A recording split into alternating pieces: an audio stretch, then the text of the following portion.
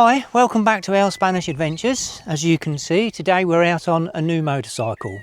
I sold the scooter and we've purchased the Honda Africa Twin DCT. Now, one of the main reasons for buying the DCT was the automatic. Having had the scooter for 12 months and the CVT I really enjoyed, and I did want something with a little bit more power, something that was capable maybe of a bit more off-road, but automatic, and that narrowed it down. What can you look at? The only thing I could look at was the Honda, and I did have a problem with the Honda because of the price. 17,000 euros brand new. It's a lot of money. It really is a lot of money. I did have a problem with that, but Jill eventually talked me into it, didn't you? I did. And I'd just like to point out I have still kept my Peugeot, Yeah. because I love it still. Yeah. And it keeps up with the Africa Twin. Yeah, it did. Just. Yeah, well, that's because I ride nice and steady anyway. You do, yeah. Yeah. So originally I put a deposit down on a brand new bike, and when we had placed the deposit they said 2 months and the bike would be here. 2 months passed and an extra 2 or 3 weeks passed, and Jill contacted the dealer and they said, oh, there's a bit of a delay, they're not coming out of the factory. That'll be another 2 months at least, and maybe your bike, for some reason my bike, maybe because it was black, I don't know, it could be even longer. So they said you can either have your money back or leave your deposit. So we decided to have money back, which meant we could look elsewhere. And so very quickly got on the internet. By this time I think I'd had 6 months without a motorcycle. So very quickly got on the internet and found this. So this was second hand. Bought this from a Motorcycle Centre Europe, and they were really good. They sold this bike new, so it had one owner. It done 1,000 kilometres. So we're out today enjoying it. The benefit of buying the second hand one was it already had a few extras on it. And I'll just briefly point them out to you. So it already had the engine bars and the fog lights. Also had the tank protectors, tank pads, but they were the clear ones and I changed them for the black dark rubber ones. Also had the centre stand on it, and also a tracker, the Honda tracker system, which I have to say is fantastic, and I might even do a small review later on about that tracker because it's really good. We paid 39 euros for a year, and they just swapped the name and transferred all the details over, and it's exceptionally good. So going back to the bike, a few things that we've done ourselves. First of all, the backrest, and we've done that for Jill. Obviously, now that backrest, originally I made this for a different motorcycle and it was made as a rider's backrest. But it very quickly adapted it, made another bracket and bolted it onto this extra that we've put on. It's the Givy rack. Now the bracket for the backrest bolts through the Givy rack and straight through the Honda rack as well. So it was very easy, very simple, and Jill says it's extremely comfortable. It's very comfortable. For the times when I'm feeling lazy but I still want to come on the motorbike ride, then I leave mine at home and hop on the back, and it's bloody brilliant. So we purchased that, and that was about 90 euros. 2 bolts, this comes off, and my Givy box, top box goes on here, which is perfect. And I will just mention the Givy rack apparently should have a fitting kit for it, which was about another 50-60 euros. You don't need that. If you're prepared to drill 2 extra holes in the Givy rack itself and countersink them, then you can bolt that 4 bolts straight through the Honda rack and it's on. You don't need all that other stuff. It costs you more money and it adds more weight to it. So that's that.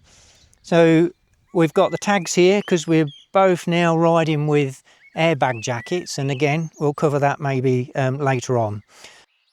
The cover for the rear reservoir brake, extender on the rear brake foot pedal because it's a little bit small and my feet sort of splay out a little bit. Duck feet, I think that's called. Duck feet, yeah. I've put lead on for Optimate charger. I put a power lead on for the Kai's jacket, heated jacket, and also put in an extra USB socket up the front here. Also put a quad lock on for navigation. Now navigation, this bike comes with Apple CarPlay and Android Auto. and it's not very good. It's rubbish. You'll spend hours trying to connect, get really frustrated and then give up, just like we did.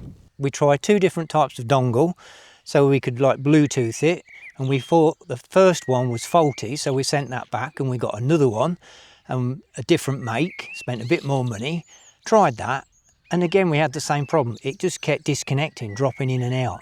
So then we decided to connect with the lead, and that doesn't work either. You have to have a certain lead, and we bought extra leads, different types of leads, high performance, everything.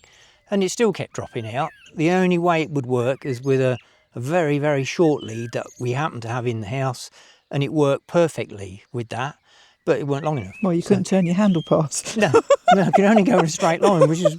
So it's fine, you can use the Apple AirPlay thing as long as you go in a straight line. Yeah. Apple AirPlay. Whatever it's called. What's it called? It's Apple CarPlay. Apple CarPlay. And Android Auto. I don't know if it does AirPlay. Okay, Anyway, I don't know. So forget all that, and I just use my phone for navigation. So yeah, for €17,000 for a brand new bike, and it doesn't even come with a comfortable seat.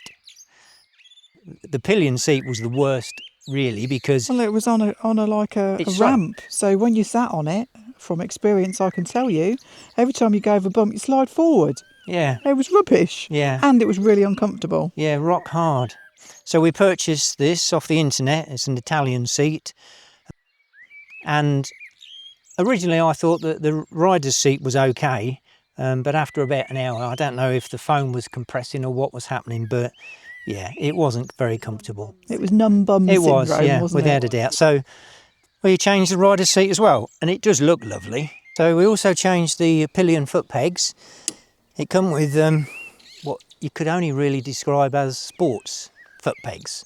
They look like they come off a sports bike, so no rubber in them, very thin, no good, not very comfortable, Jules said. So we put the comfy rubber inserted foot pegs on, and I also made a new, and that wasp in the way, made a new heat shield here because the little one that was on here wasn't big enough, and Jill hasn't got big feet, but she was catching the exhaust there, so that's new as well.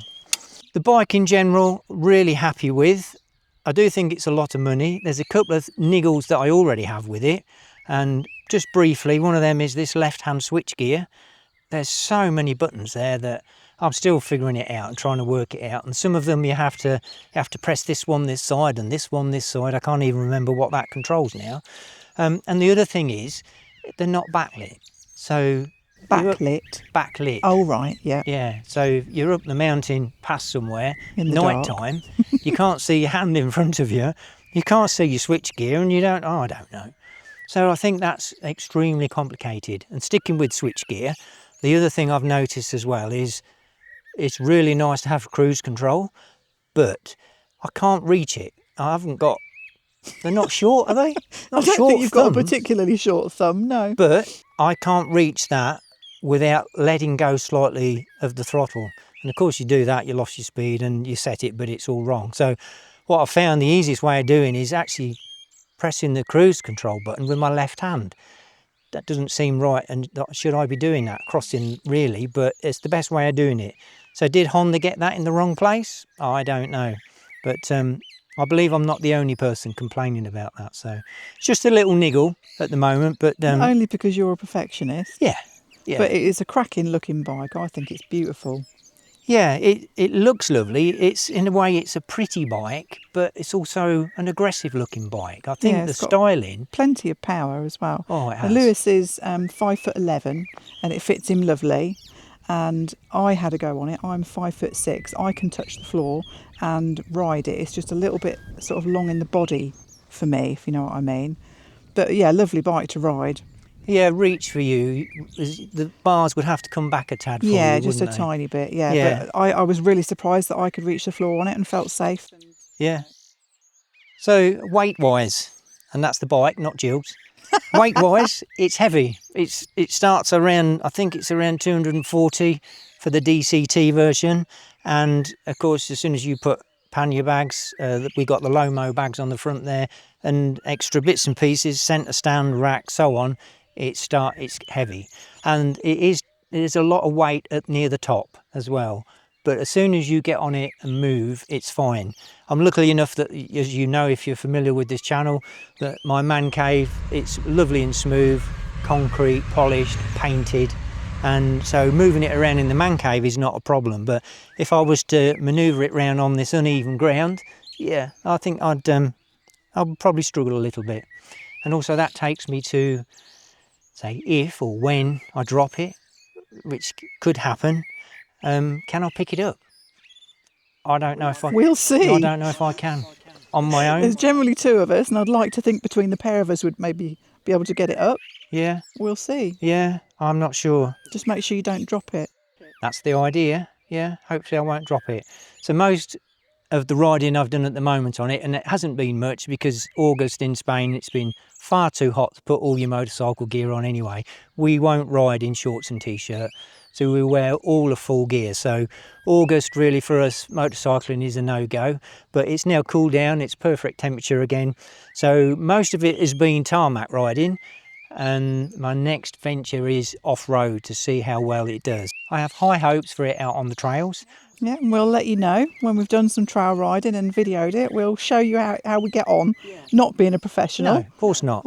As an amateur off-road person. Yeah, solo and also with Jill on the back. Yeah, I'll let you go solo first and have a Will you? practice. Yeah. Okay. Yeah. At the moment, I'm absolutely loving the bike. It's more bike than I'll ever need. It's got masses of power, masses of torque. It pulls like a freight train and nothing seems to faze it. So I hope you've enjoyed the video. Remember, like and subscribe if you wish, and we'll see you again soon.